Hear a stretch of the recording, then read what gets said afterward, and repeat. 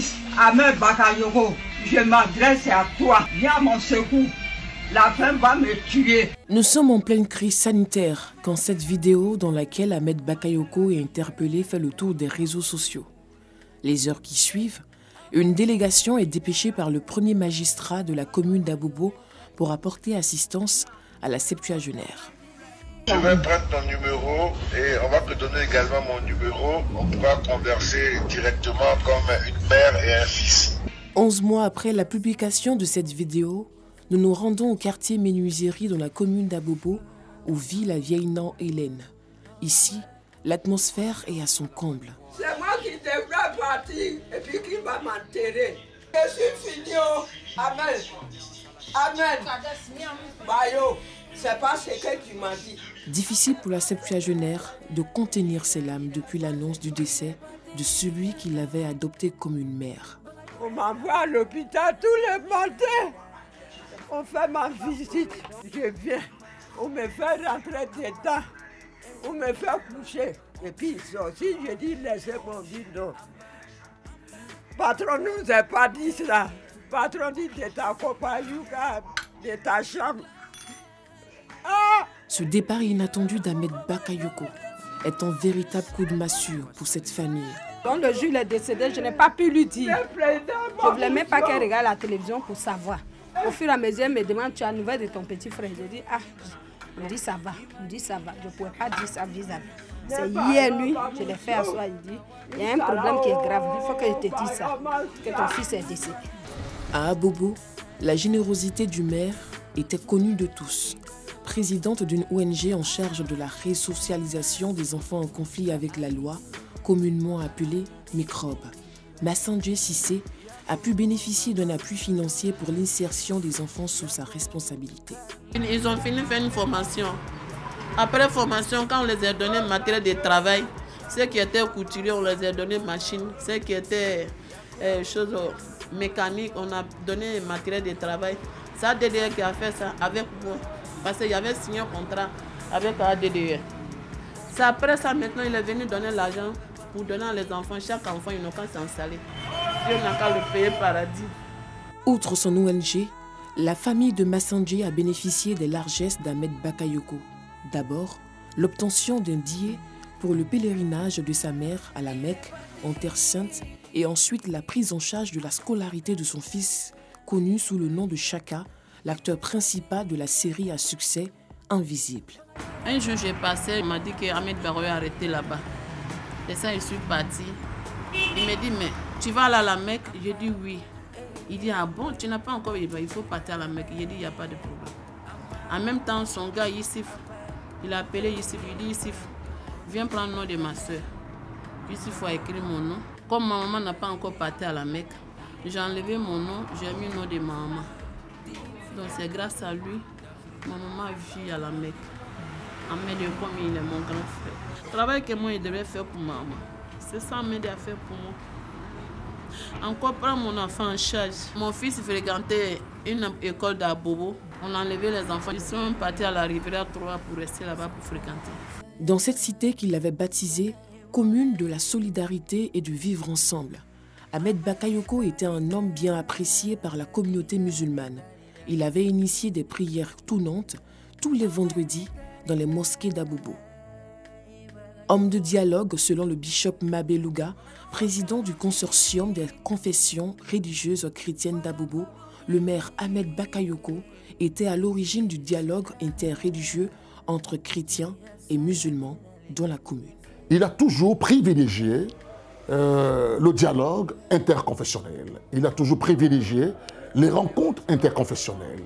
Ce qui nous a permis, imams et pasteurs, dans les périodes les plus sensibles de notre pays, de nous mettre ensemble et de lever ensemble la voix vers le Seigneur.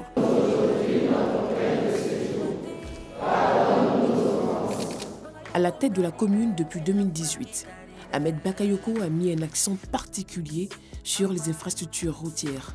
Ainsi, plusieurs quartiers de la commune ont pu être raccordés au réseau routier.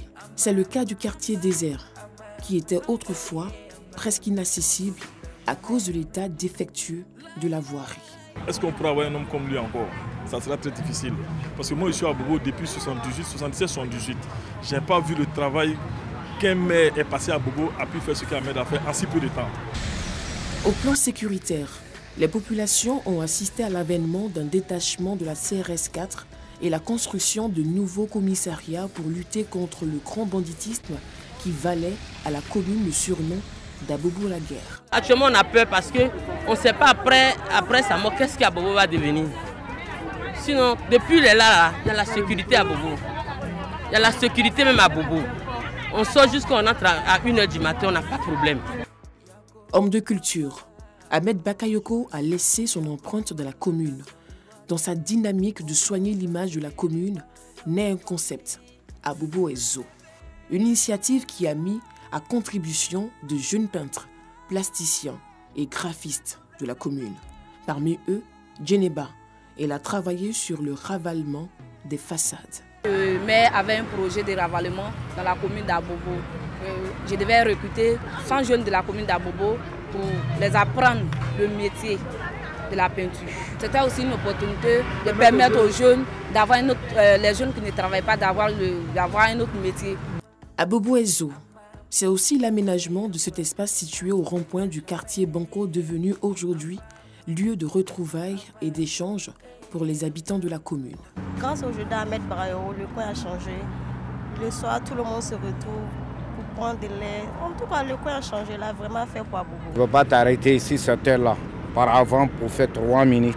C'est pas possible. Il n'y avait pas de lumière. Tu es risqué de être agressé, il n'y a pas de lumière, puis certains droits, c'est pas possible. Soigner l'image de la commune, mais surtout redonner de l'espoir à sa jeunesse. Il ne faut pas se disperser dans la famille. Il faut rester ensemble. Quand on avance là, chacun avance un peu. Et le reste, ce sera l'histoire de notre vie. Et puis un jour, comme tous les humains, on partira en laissant un héritage, un message sur la terre. Il est parti avec tous les... Une dynamique brisée ce 10 mars avec la mort brutale d'Ahmed Bakayoko. Artisan de la renaissance d'Abobo, laissant derrière lui une population en émoi et incertaine de son lendemain. Le monde te plaît. C'est le récit d'un drame qui aurait pu être évité. Il est 16h, ce vendredi 12 mars 2021, à la Riviera Anono. La 11e victime sortie des décombres de cet immeuble R+5 qui s'est effondré est un ouvrier. Entre pleurs et angoisse, les populations sont sous le choc.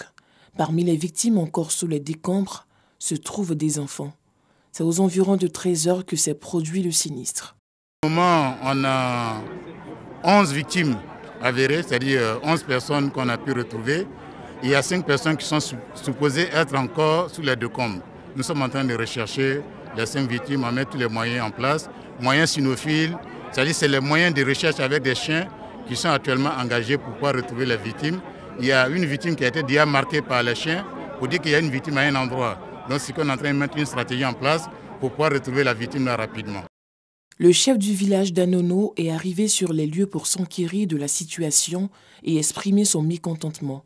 Selon ce dernier, l'immeuble ne respectait pas les normes de construction et son propriétaire avait été interpellé par les autorités compétentes pour l'arrêt des travaux. La situation du bâtiment, on a demandé qu'ils viennent s'expliquer. Parce que quand on voit le matériau, nous on n'était pas trop sereins. C'est comme ça que la notabilité l'a convoqué. Ouais, mais bon, il a refusé de venir. Donc aujourd'hui, nous tous, le dégât s'est créé, donc c'est obligé d'assumer. Les sapeurs-pompiers sont sur les lieux pour poursuivre les opérations de sauvetage des personnes encore sous les décombres. Le lendemain, 13 mars, voici ce qui reste de l'immeuble de 5 étages qui s'est effondré le vendredi. Le bilan s'est alourdi. En fait état désormais de 22 victimes, dont 12 blessés et 10 morts. Parmi les victimes, la petite Mira, âgée seulement de 9 ans, élève en classe de CM1. Une fillette pleine d'avenir, mais hélas, la vie l'arrache brutalement à l'amour de ses parents. Parents et population encore sous le choc en appellent à la vigilance des autorités et demandent que justice soit faite. Ce qu'on demande à tout État, c'est d'être responsable au milieu d'un quartier aussi sensible. Il y a tellement de jeunes, des enfants, tout le monde joue un peu partout. Un immeuble tombe, ça se fond sur tout le monde. Voilà. Donc il faut qu'il y ait des suivis. Celui-même qui fait ce travail-là, où est-ce qu'il est? Le drame a eu lieu depuis hier. On ne le voit pas. Il paraît qu'il a disparu. Nous demandons à la justice de faire leur travail. On assiste de plus en plus à des effondrements d'immeubles avec pour cause la mauvaise qualité des matériaux de construction, de la main-d'œuvre et le non-respect des consignes de construction. En novembre dernier, un immeuble de 3 niveaux R+3 s'est effondré à Abobo-Baoulé au nord d'Abidjan, faisant au moins 3 morts et plusieurs blessés.